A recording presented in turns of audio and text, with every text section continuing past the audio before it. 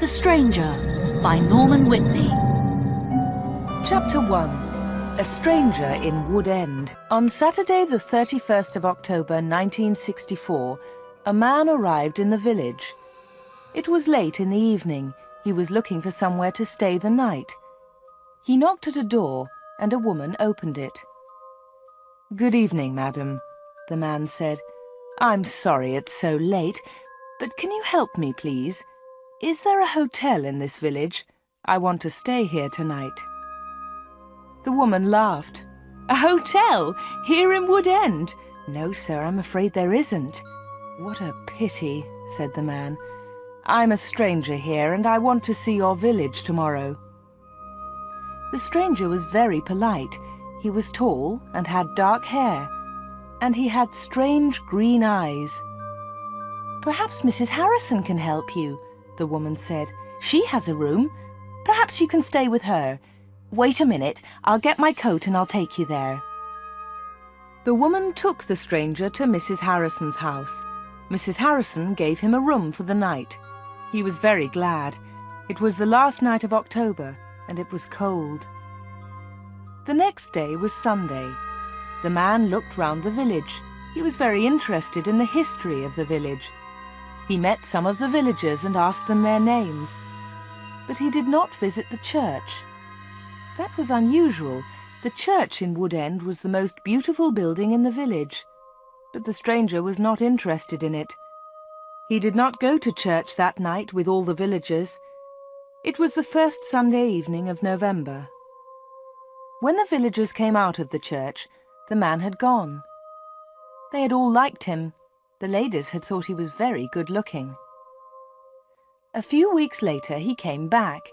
It was the first Sunday in December. The villagers were coming out of church. It was cold and dark. "Hello," he said. "I'm back again. It's nice to see you all once more." His next words surprised everyone. "Perhaps you can help me," he said. "I'm looking for a house. I want to buy a house here." "Here?" someone said. "But why here? There's no work in Wood End for a young man. All the young people leave the village. They find work in Lydney, the nearest town." "I'll get a job somewhere," the stranger said. "Perhaps in Lydney." Then one of the villagers told him about old Mr. Smith's house. Mr. Smith had died in the summer. His house was empty. It was for sale. The house was on the corner of Main Street and Church Lane. "I'll ask about the house tomorrow," said the young man. "Perhaps I'll be lucky. Goodbye. I'll see you soon." The villagers watched him leave. They all saw his car. It was very big and luxurious. He looked rich. A few days later, Mr. Smith's house was sold, and in the middle of December the young stranger arrived. He moved into the house and worked very hard. He fixed the roof, he repaired broken windows, he painted and decorated, he changed the whole house. But there was a big surprise for the villagers. On the morning of Monday the 21st of December, they saw a big sign on the front of the house, and on the sign were these words: "The Corner Shop, Proprietor Dave Slatin." Chapter 2. The Village Meeting. The villagers could not believe it. A shop in Wood End. Everybody talked about it. There was once a shop in Wood End, but it had closed 20 years ago. Some people wanted the shop, but others did not. The villagers met in the evening in the village hall. Everybody was there. Everybody was interested in the new shop. "The corner shop is a good idea," someone said. "We need a village shop. We won't need to go to Lydney." Then Mrs. Harrison spoke. She liked the stranger, Dave Slatin. "I agree," she said. "A village shop is a good idea. It's too quiet here. Wood End needs a shop." "Nonsense," said Miss Brown. She was the village school teacher. "Lydney is not far away. There are lots of shops there." Soon everybody was shouting. Then Mr. Hart spoke. He was a very big man with a loud voice. "Listen, everybody," he shouted. "We've never had trouble in this village before. We've always been quiet and happy. Now this shop is causing trouble." "Let Mr. Slayton speak," someone said. "It's his shop. Let him speak." "Ladies and gentlemen," said Dave Slayton, "I don't want to cause any trouble. I'm still a stranger in your village. But I want to be one of you. I want to be your friend. I like the people of Wood End." He smiled, and a few people clapped. They liked him. "The corner shop will sell lots of things," he went on. "It will sell food and things for the house. Everything will be cheap, I promise." Everybody was listening carefully. "And I have another idea," he continued.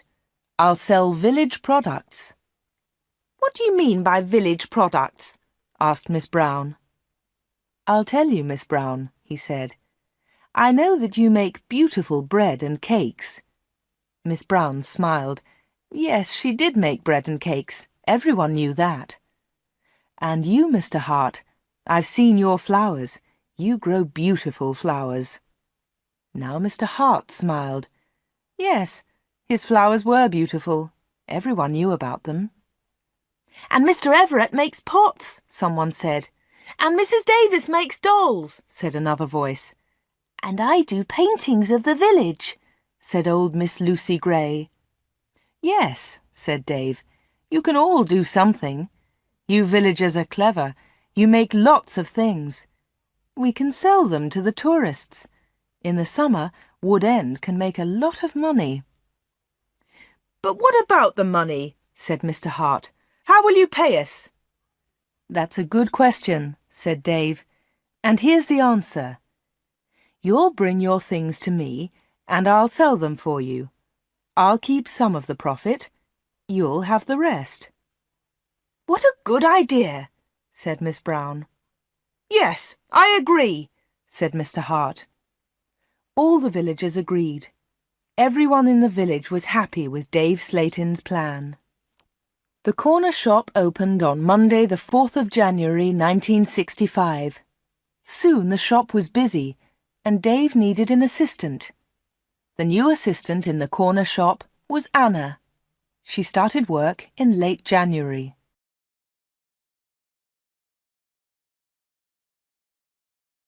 Chapter 3. The Corner Shop. Dave Slayton kept his promises. Things at the shop were good and cheap. "How does he do it?" asked Mrs. Harrison. "It's winter, but he's selling lots of fruit and vegetables, and they're cheap. I never go to Lydney now." The other villagers agreed. The corner shop was a success, and Dave seemed happy. He paid Anna good wages. Sometimes her friend Peter helped at the shop, and Dave gave him money too. Dave advertised in newspapers, and the village products sold well.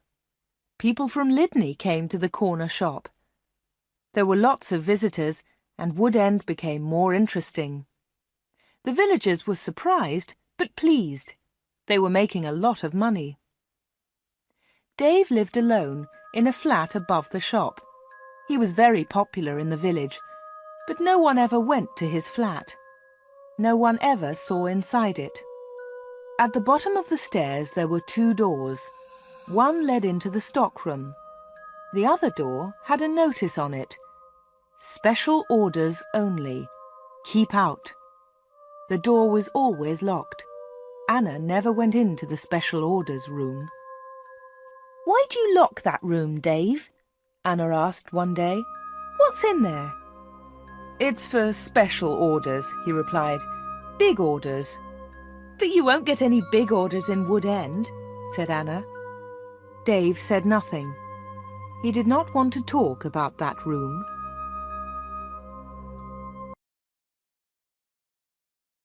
Chapter 4. A Beautiful Customer. For 3 months, everything was normal. Then, one day in April, an unusual customer came into the shop. The new customer was a very beautiful woman. She was wearing expensive clothes and arrived in a large car. "Is this the corner shop?" the woman asked. She looked round and seemed a little surprised. "Yes," replied Anna. "This is the corner shop. It's the only shop in the village."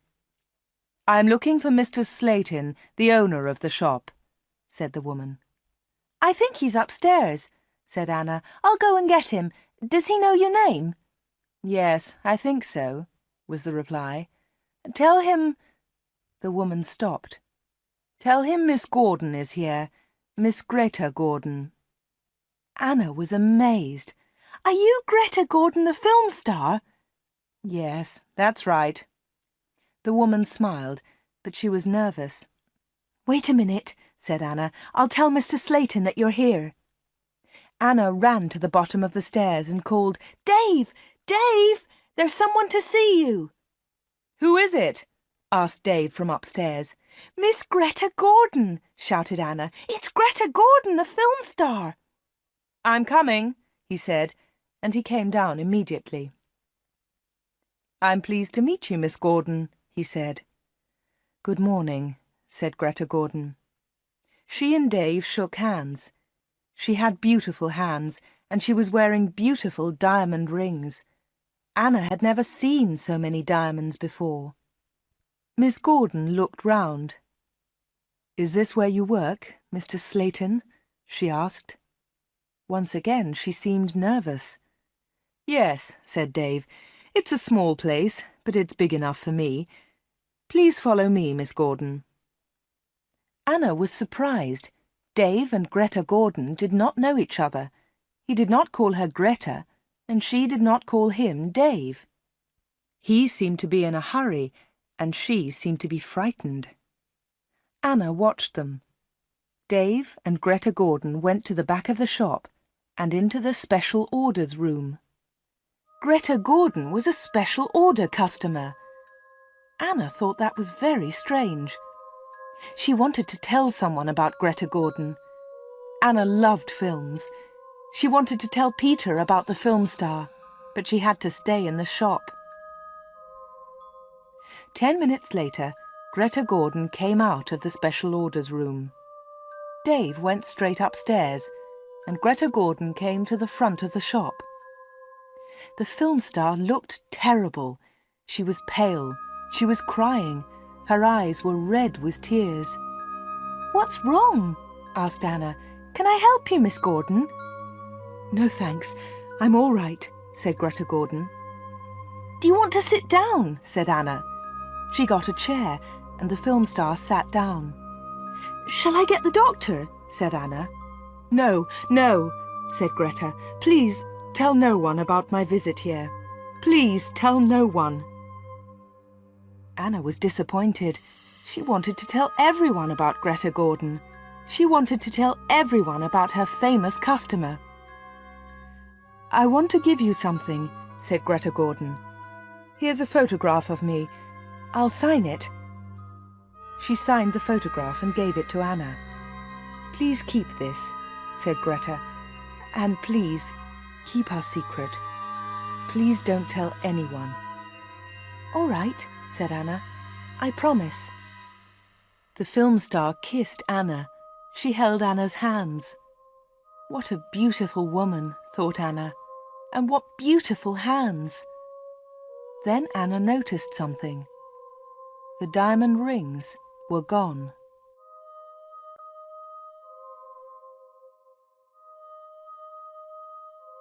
Chapter 5. A page in film news. Dave never talked about Greta Gordon. He never talked about her visit to the corner shop. One day, Anna asked him about the film star. "How do you know Greta Gordon?" said Anna. "Is she a friend of yours?" "I don't want to talk about her," Dave replied. "She was a special order customer. Don't ask any more questions about her, Anna." So Anna did not ask any more questions.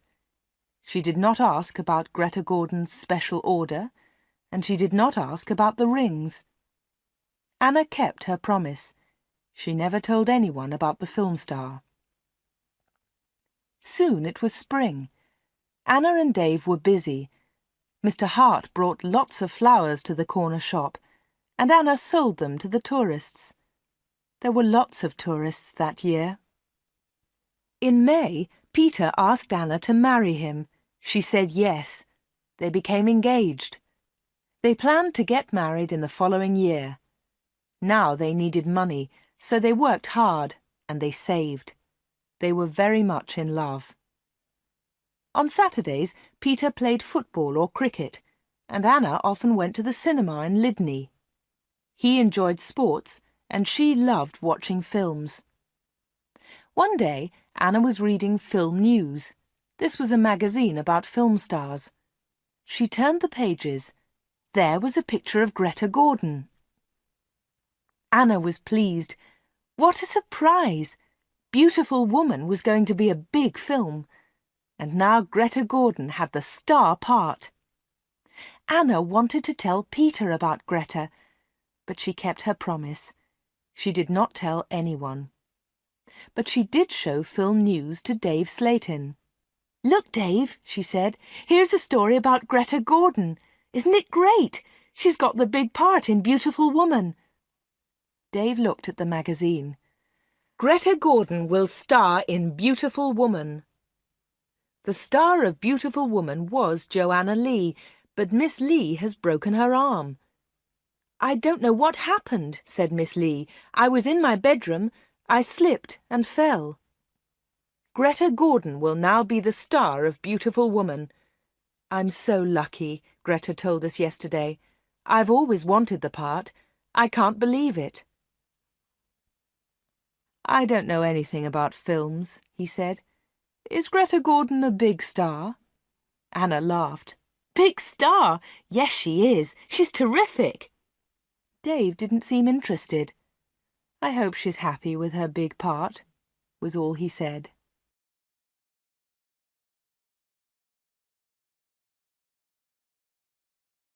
Chapter 6. A Quick Kiss. Summer tourists were arriving in Wood End. The weather was beautiful and the shop was doing well. But Anna was not very happy. She often thought about Greta Gordon's visit. Why had she come to see Dave? What had happened to the diamond rings on her fingers? There was another problem. Anna loved Peter and she was going to marry him. But she liked Dave too. Dave was older, but she liked him. All the women liked him. But Anna was very close to him all day. In the daytime, Anna was with Dave. In the evening, she was with Peter. Anna was living two lives. One life was with Dave, the other life with Peter. Then one Friday, Dave surprised Anna. "What are you doing tomorrow?" he asked her. "Would you like to spend the day with me? We can go anywhere you like. We can go in my car." "I'm sorry, Dave," said Anna, "but Peter wouldn't like it." "Don't be silly," said Dave. "We won't go far. I'll close the shop at lunchtime, and we can go to Lydney." Anna wanted to go with Dave, but she was worried about Peter. "Don't worry about Peter," said Dave. "He's always busy on Saturday." Anna thought for a moment. "All right," she said. "You take me to the best cinema and to the best restaurant. Then I'll come with you." "Of course," laughed Dave. "Anything you want, Anna." So the next afternoon, Dave and Anna went together to Lydney. They had a good time. Dave bought Anna a new, expensive dress. Then they went to a cinema and afterwards to a restaurant. Peter played cricket that Saturday. He never knew about Anna's day with Dave. He was playing in another village and returned to Wood End very late. Dave and Anna were also very late. Dave stopped his car near the corner shop. The night was warm. "Thanks, Dave," said Anna. "It was a lovely day." "I enjoyed it too," said Dave. He put his arm round her shoulders and kissed her. It was a quick kiss, but for Anna, it was wonderful.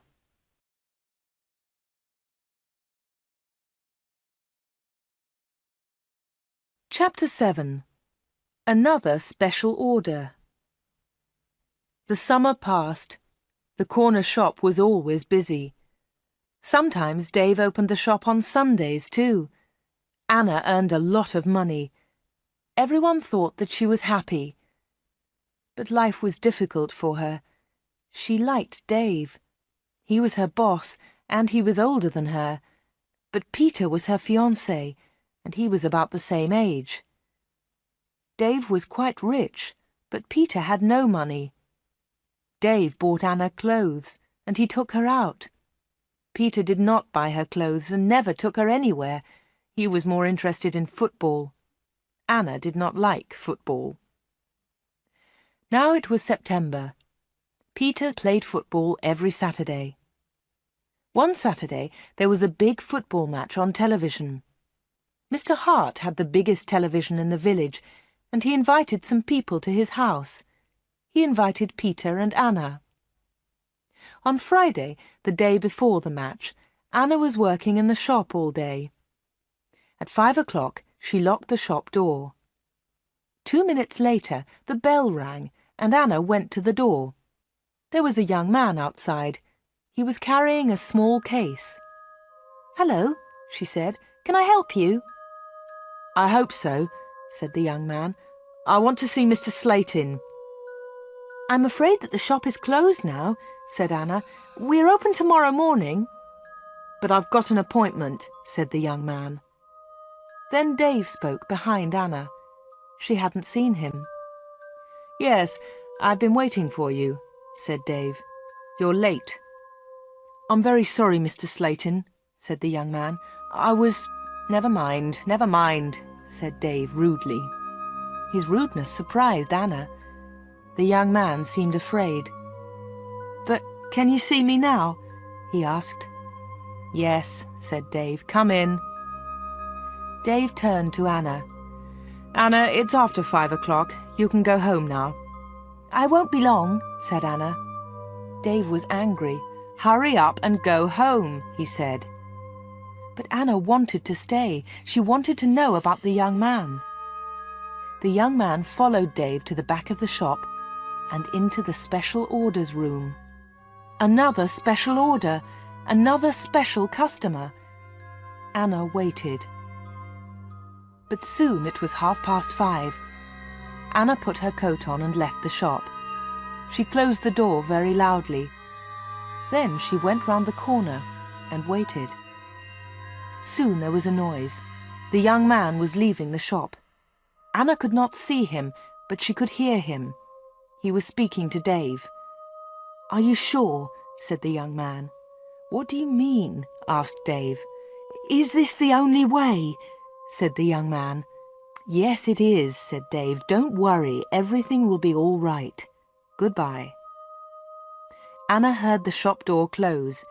She came round the corner and saw the young man. He was walking quickly to his car. Anna noticed immediately that he was not carrying his case. She followed him. "Excuse me," she said, "you've forgotten something. You've left something behind." The young man turned round. Anna stopped. Suddenly she was frightened. The young man's face was white. It was white with fear. "Please go away," said the young man. "Leave me alone. I want to go home. Leave me alone." He got into his car and drove off. Anna stood in the street and watched him. She was thinking. Why had the young man come to the corner shop? What was his special order?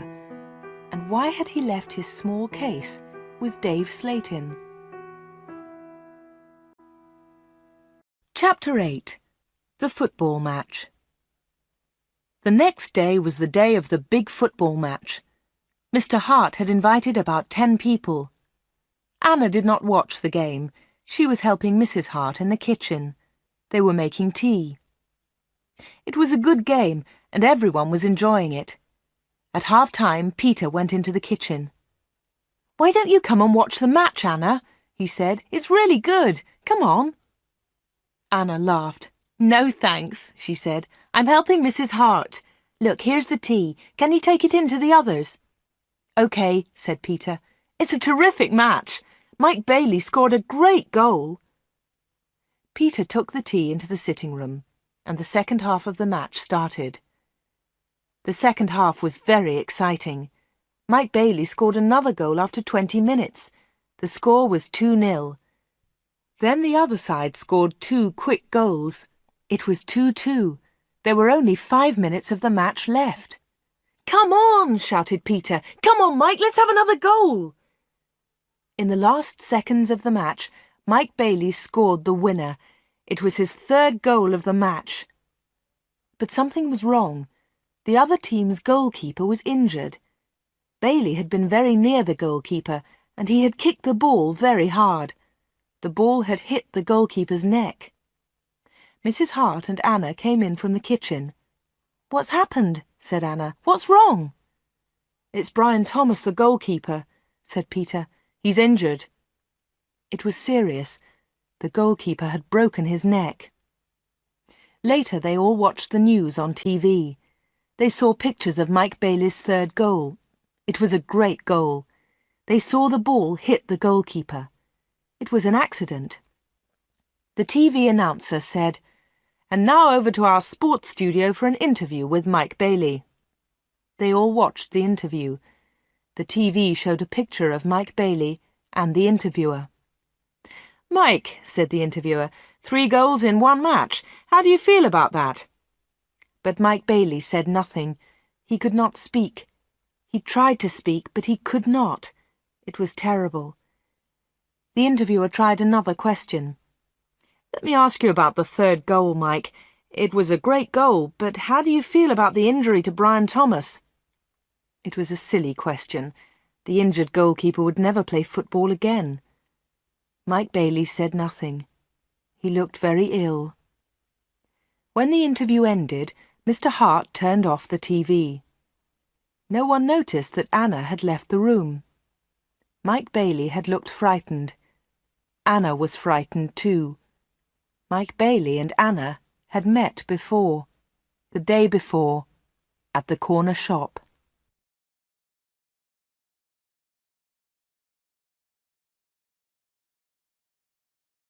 Chapter 9. A Secret Weekend. Anna did not know what to do. She was only 17, but sometimes she felt much older. She wanted to ask Dave about Mike Bailey and Greta Gordon. She wanted to know about special orders. She decided to wait. One day, Dave and Anna were alone in the shop. "How's Peter?" asked Dave. "He's fine, thanks," said Anna. Dave smiled. "Is he still playing football?" "Of course he is," said Anna. Dave laughed. "You don't see him very much, do you, Anna?" "I see him 3 or 4 times a week," said Anna. "What about weekends?" Dave asked. Anna replied quickly, "I don't see him much at weekends. He plays football then." "When are you getting married?" asked Dave. "I don't know," she replied. "We haven't decided yet. Perhaps next year." "That's a long time." Dave smiled at Anna. Anna felt afraid. She also felt excited. She didn't know why. "Sometimes you're bored, Anna, aren't you?" said Dave. He looked into her eyes. "Yes," said Anna, "that's true." "Why don't you come away with me for a weekend?" said Dave. "We can go to London." A weekend in London! Anna had only been to London once for a day. Anna was excited, but she was also afraid. "I don't know," she said. "I must think Peter." "Oh, forget him," said Dave. "He'll never know. Come with me and we'll go to the best shops. We'll go to the best cinema. Will you come with me?" Anna said nothing. Suddenly she had an idea. She looked at Dave. "Perhaps I'll come with you," she said. Good, said Dave. That's great. But first, said Anna, I want to ask you something. What do you want to know? He said quietly. I want to know about your special orders. Very clever, said Dave. You're a village girl, but you're very clever, Anna. Village girls aren't stupid, said Anna. Now tell me about your special orders, then I'll come to London with you. Dave was angry. One question. You can ask me one question, he said. Quickly, Anna asked, Why do people come to you? Why? One question. Only one, shouted Dave. All right, said Anna, but don't shout. Tell me, why do people come to see you? Dave thought about his answer. He spoke quietly. They come for help, he said. They need help, and I sell help to them. That's all. Anna didn't understand. What sort of help? She asked. One question, shouted Dave. I've answered your question. Anna said no more. She and Dave had made an agreement. Anna had asked her question. Dave had answered it. Dave had invited Anna to London for the weekend, and Anna went with him.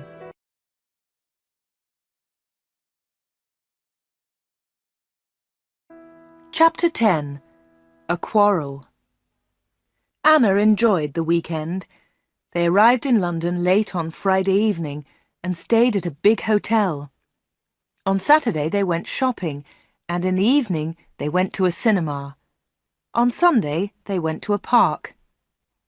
They came back to Wood End on Sunday evening. It was the last Sunday in September. On Monday, Anna went to the shop. It was not so busy now. Summer was over. Most of the customers were villagers. It was a cold autumn. On Monday evening, Peter came to see Anna. "Hello," said Anna. "Did you win on Saturday?" "No," said Peter. "We didn't win, and I didn't play." Anna was surprised. "You didn't play? Why not? What was wrong?" "I didn't feel very well on Saturday morning. I stayed in Wood End. I was in the village all weekend." Anna's face was red. Her voice was quiet. "Are you feeling better now?" she asked. "No," said Peter, "and you know why." Anna tried to look surprised.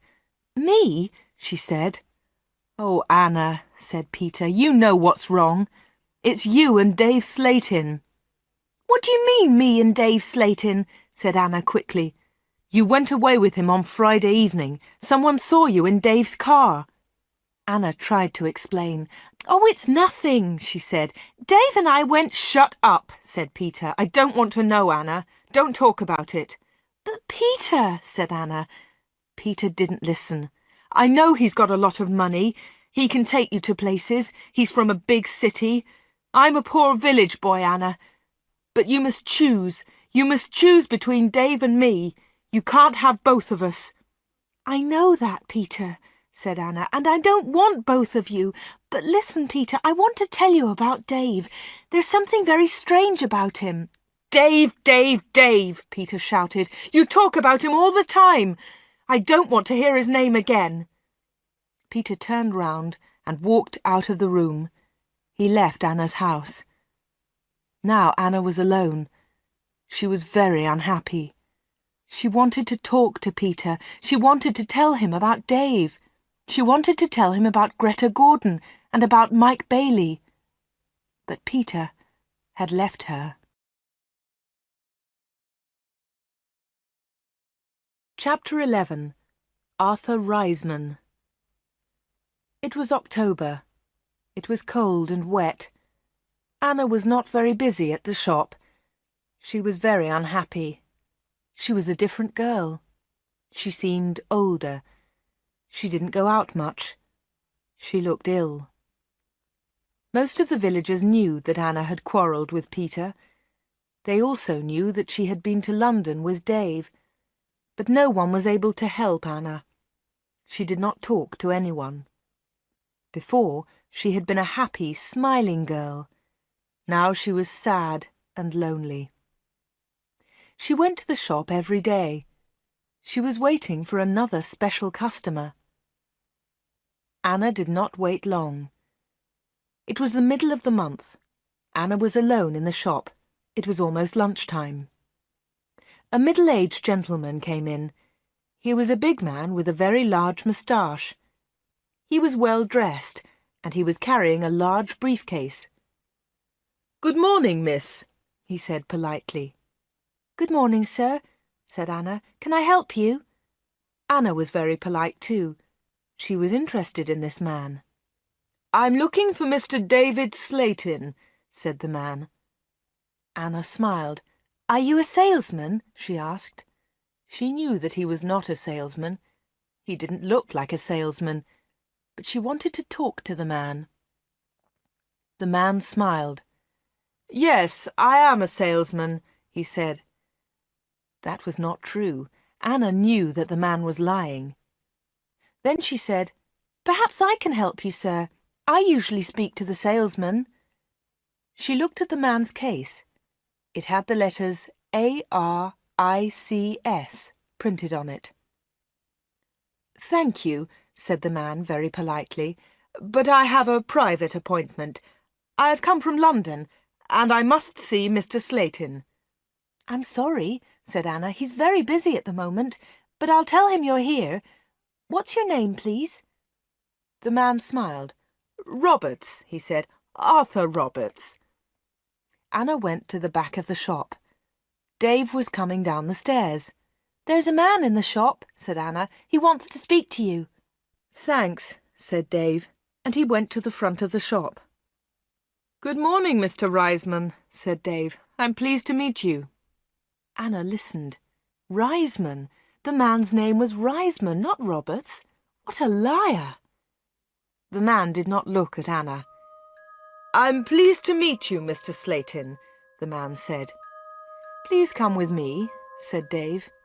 Mr. Reisman followed Dave. They went into the special orders room. A minute later, Dave came out. He came to the front of the shop. "It's lunchtime, Anna," he said. "You can go home now."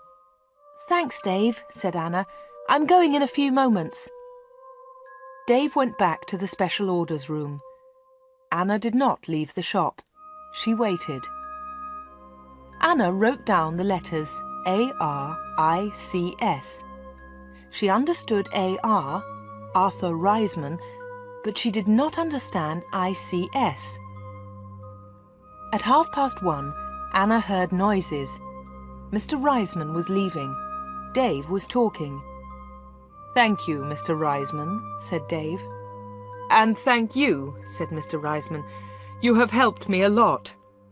"Good," said Dave. "Goodbye, Mr. Reisman.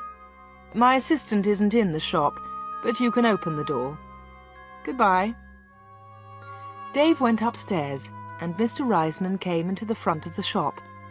Anna was sitting quietly in a corner. "Oh," said Mr. Reisman, "I thought you'd gone home." "No," she said. "I decided to have lunch in the shop today." Anna and Mr. Reisman looked at each other. They didn't like each other. There was silence. Anna spoke first.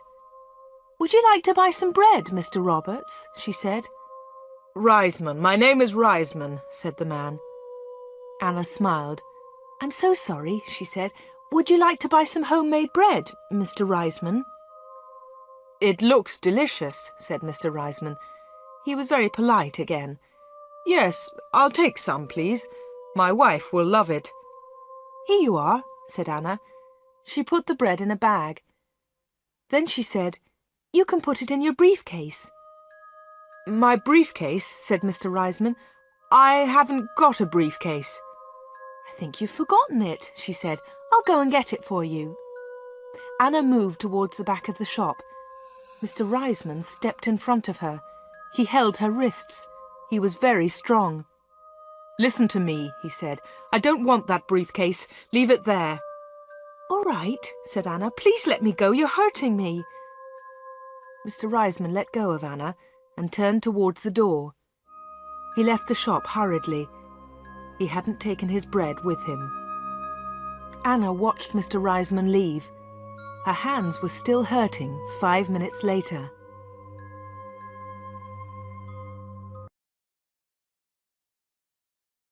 Chapter 12. Anna waits for news. Anna waited for some news about Mr. Reisman. She remembered Greta Gordon. The film star had visited the corner shop. Later there was news about her in a magazine. Mike Bailey had visited the corner shop too.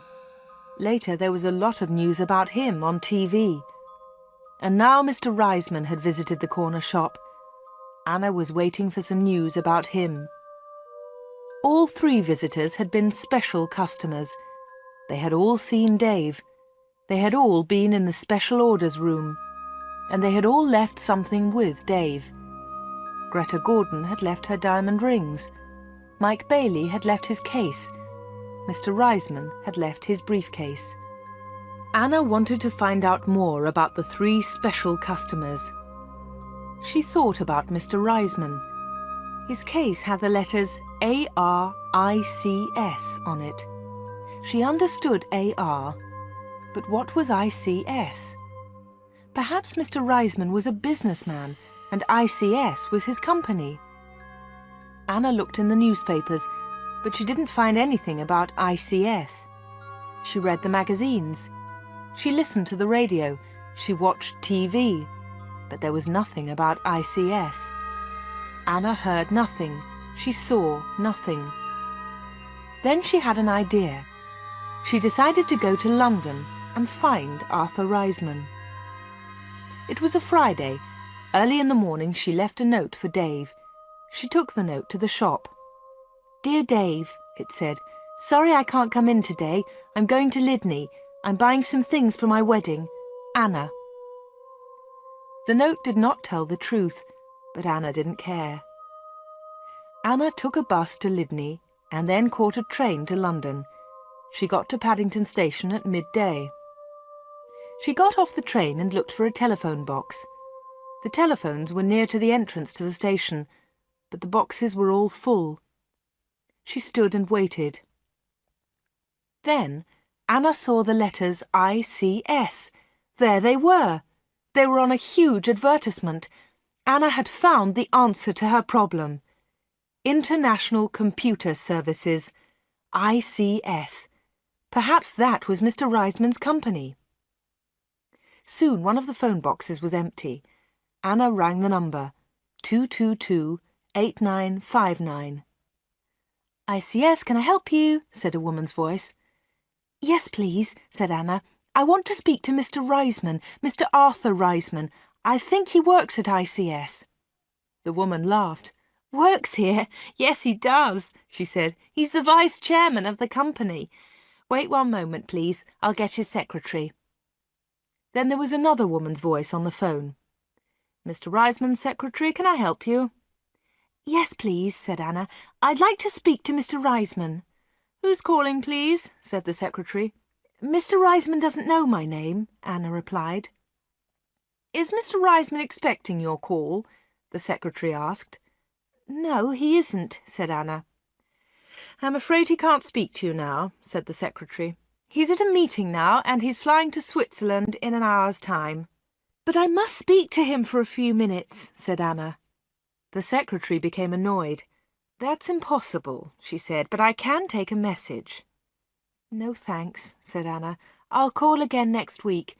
Will Mr. Reisman be back then?" "Yes, he will," replied the secretary. "Goodbye." And she put the phone down. Anna had found Mr. Reisman's company, but she hadn't spoken to him. Anna spent the afternoon in London. She went to see a film, then she had tea in a small cafe near Paddington Station.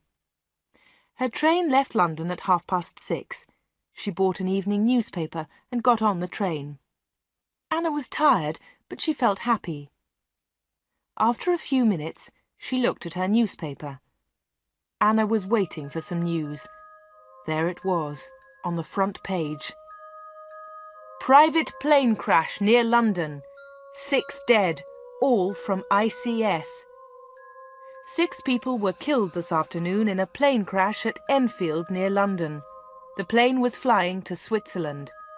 The passengers were all from International Computer Services, ICS. Among them was Mr. Alfred Gluck, the chairman of ICS. Mr. Arthur Reisman, vice chairman of ICS, told us, "I'm lucky to be alive. I was at a meeting today. The meeting went on for a long time, and I didn't catch the plane." Mr. Reisman will probably be the new chairman of ICS.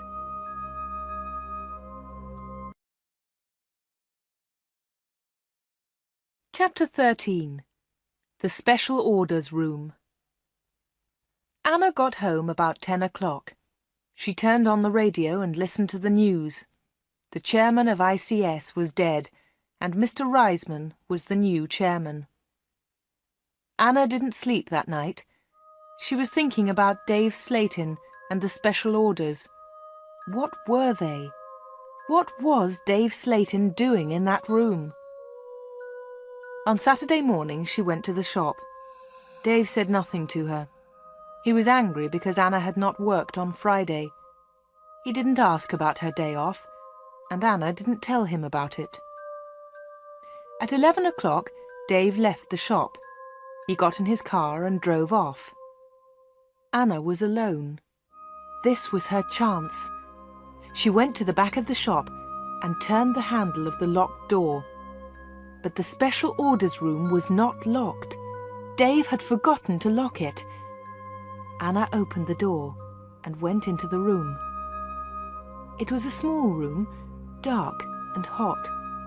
Anna turned on the light, but it was not a very strong light. She looked round the room.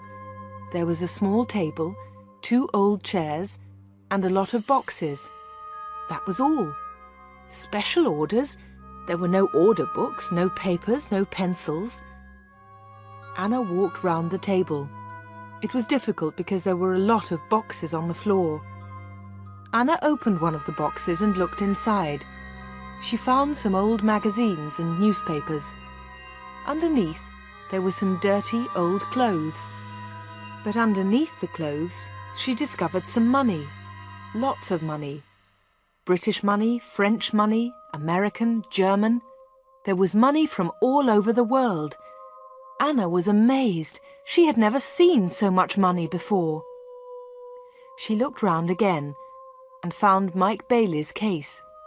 It was empty. Then she found Arthur Reisman's briefcase. That was empty too. Then Anna looked into a bigger box.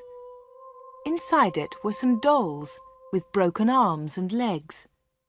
One of the dolls was very beautiful, but it had a broken arm. Anna put it on the table. Then Anna found a book about football. Inside there were some pictures of footballers, but the pictures were all torn. Anna put the book on the table. Anna looked into the box again and found some little cars. Most of them were broken. She found a small model aeroplane. It was broken too. Anna put all these things on the table. What a strange collection. There was the money, the broken doll, the toy cars, the model aeroplane, and there was the football book with the torn pictures. Anna looked at the things on the table. What were they for? Why did Dave Slayton keep them in this locked room? Suddenly Anna jumped. There was a noise behind her. Someone was standing at the door.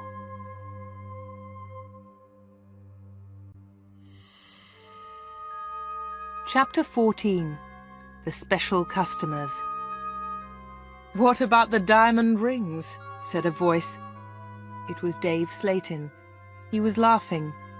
"I left the door open for you," he said. "I wanted you to go into this room this morning."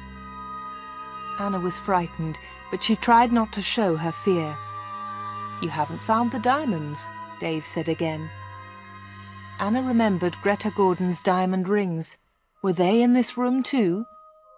"Here," said Dave. He came into the room and picked up an old box. He took out the rings and threw them on the table. "They aren't yours," said Anna. "They belong to Greta Gordon." "They belong to me," laughed Dave. "She gave them to me." "But why?" asked Anna. "Why? Why did Greta Gordon give you those diamonds? And all this money? Who gave you the money?" "My special customers," said Dave.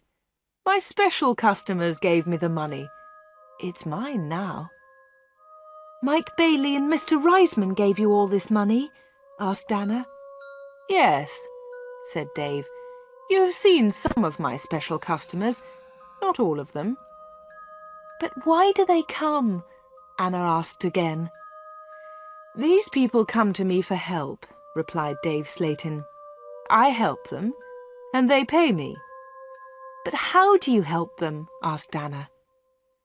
Dave Slayton picked up the beautiful doll with the broken arm.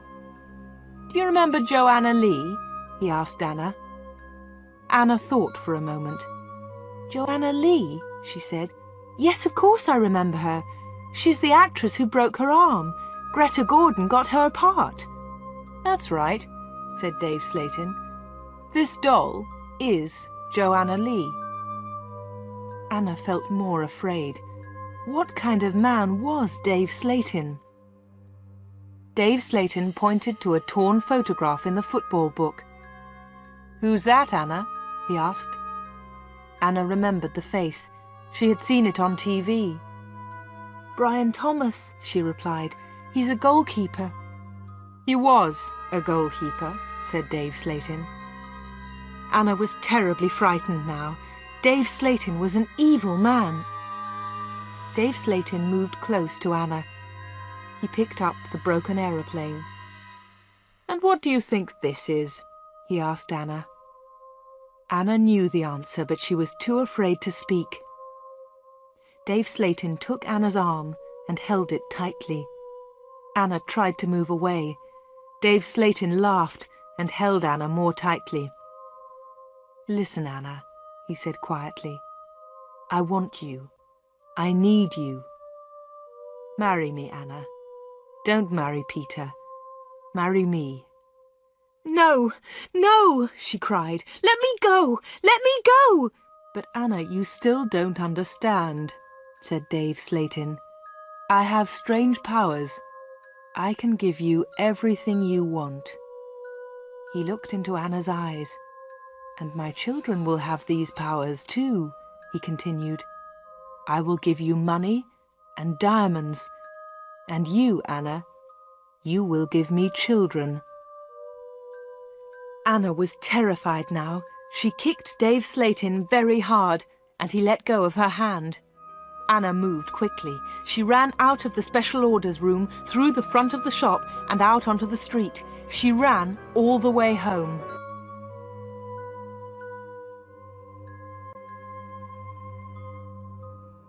Chapter 15. The 31st of October. When Anna got home, she felt terrible and went to bed. In the evening, Peter came to see her, but Anna was ill in bed. "I'll come and see Anna tomorrow," Peter told Anna's mother. Again, Anna did not sleep all night. The next day, Sunday the 31st of October, was a terrible day for Wood End. Anna stayed in bed. She had a fever, and her mother phoned the doctor. The doctor came immediately. "Anna's very ill," said the doctor to Anna's mother. "I'm worried. I don't know what's wrong with her. I'll come back again tonight." That afternoon, Peter came to Anna's house. He tried to speak to Anna, but she was too ill. He sat quietly beside her bed. At about 7 o'clock, Peter heard shouting in the street. He went to the window and looked outside. People were running and shouting, "Fire! Fire! Fire! There's a fire at the corner shop!" Peter ran out of Anna's house and into the street. There was a big fire on the corner. The shop was in flames. Nobody could see Dave Slayton.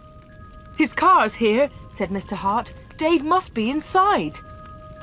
Then the villagers saw him. He was standing at an upstairs window.